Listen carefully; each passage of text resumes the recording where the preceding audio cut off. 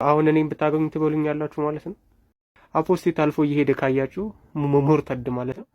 ብሉት ነው የሚለው በቃ ዳይሬክትሊ ማለት ነው። ብሉት።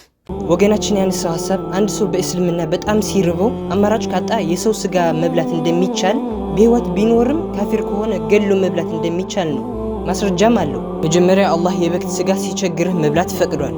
የበክት ስጋ ማለት አላህ እዚህ አንቀጽ ላይ ይነግረናል። ባጭሩ ቢስሚላህ ተብላ ያልታረደ እንስሳና የአሳማ ስጋ መብላት ይቻላል። እሺ የሰው ስጋ መብላት የፈቀደ አሊም አለ?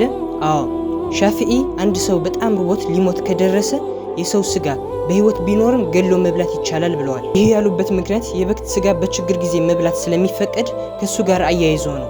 ቃላቸው እዚህ ጋር ضعيف ነው፣ ከቁርአንና ከሐዲስ ማስረጃ የለውምና። ደሞ ሻፊዒ በአንደበታቸው የኔ ቃል ከቁርአንና ከሐዲስ ሲጋጭ ካያችሁት የኔ ትታችሁ ቁርአንና ሐዲስ ያዙ ብለዋል። የግለሰቦች ሐሳብ ብታቀርብ ያ ነገር ማስረጃ ከሌለው ንግግራቸው ተቀባይነት የለውም።